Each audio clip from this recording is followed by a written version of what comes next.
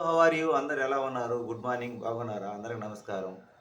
ఈరోజు గురు పౌర్ణమి. గురు పౌర్ణమి కాబట్టి మాకు ఒక మిత్రులు ఏం చెప్పారంటే, "ఈరోజు నాన్ వెజ్ తినకూడదు. మీకు తెలీదేమి ఒక్కరోజు ఆగండి" అని చెప్పారండి. అందుకని ఈరోజు నాన్ వెజ్ ఆపేసాం. ఈరోజు ఒక మంచి కార్యక్రమం చేయాలనుకుంటున్నాను. అంటే చెప్పి చేయకూడదు ఇట్లాంటి కార్యక్రమాలు. కానీ ఈ పుణ్యం నాది కాదు, వేరే వాళ్ళది. మా అమ్మాయి మ్యారేజ్‌కి మాకు ఇదిగో ఈ బట్టలు పెట్టారండి. మమ్మల్ని ఎంతో అభిమానించేవాళ్ళు ప్రేమతో. అంటే వాళ్ళు చాలా ప్రేమతో పెట్టారు. కానీ వాళ్ళ ప్రేమను మేము స్వీకరించలేకపోతున్నాం. ఎందుకు స్వీకరించలేకపోతున్నామంటే ఇప్పుడు స్టిచ్చింగ్ ఛార్జ్ చాలా ఎక్కువగా ఉంది. అందుకని రెడీమేడ్ బట్టలు తీసుకుంటాను నేను.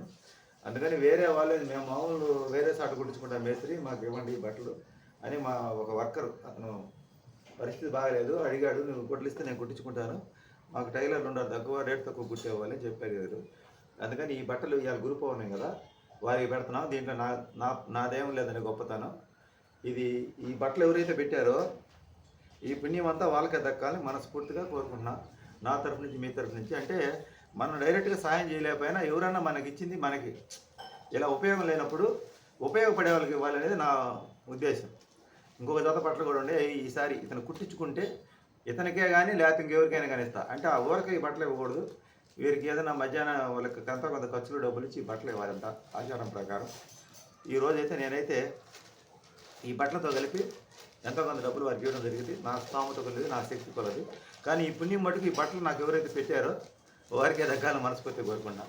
మీకు ఒక విషయం తెలుసా, మన బాధల్లో కష్టాలు ఉన్నప్పుడు మనకు ఫోన్ చేసి మన మంచి చెడు కూడా పరామర్శించరు. ఎందుకంటే వీళ్ళతో మాట్లాడితే ఎక్కడ మనకు సహాయం చేయాల్సి వస్తుందో, ఎందుకు వచ్చిన తలకని చెప్పి మా కుటుంబాలు మాకుండే, మా పిల్లలు మాకున్నారు, మా బాధలు మాకుండే, మా చూసుకుని సరిపోయింది అంటారు. ఓకే, దానికి ఒప్పుకున్నాం, అందరికి నమస్కారం. కాకపోతే మన పరిస్థితులు బాగుండేటప్పుడు మీరు లైవ్లు చేయటం ఎందుకు అవసరమా, యూట్యూబ్లో అవసరమా, ఆపండి రైట్స్ మీకు ఎక్కడి నుంచి వచ్చినాయి? మీరెవరో మేమెవరో ఎన్నో సంవత్సరాల నుంచి మీకు మాకు సంబంధాలు లేకపోయింది.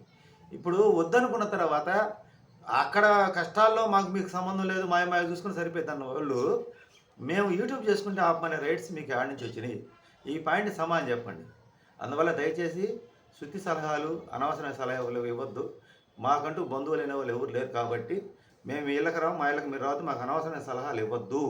మా యూట్యూబ్ లైవ్లోకి రమ్మని మేము ఆహ్వానించలేదు మిమ్మల్ని. మీరు వచ్చే రకరకాల పేర్లతో రకరకాలతో బ్యాడ్ కామెంట్లు పెడుతున్నారు. దానివల్ల లైవ్లు ఆపుతాం అనుకోవడం మీ భ్రమ. ఎందుకంటే అన్నిటి తెగించిన మేము ప్రాణాలు పోవడానికి తెగించుకున్నాం, ప్రాణాలు తీసుకోవడానికి.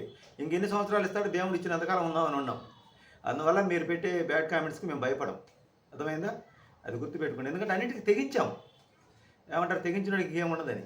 ఏదైతే అదైతే దైవ నిర్ణయం ప్రకారం నడుస్తూ ఉంటుంది. అందుకని దయచేసి అనవసరం సలహా లేదు. మీ అందరూ నమస్కారం. ఇప్పటికీ ఎప్పటికీ మీతో కలవటం మాకైతే ఇష్టం లేదు.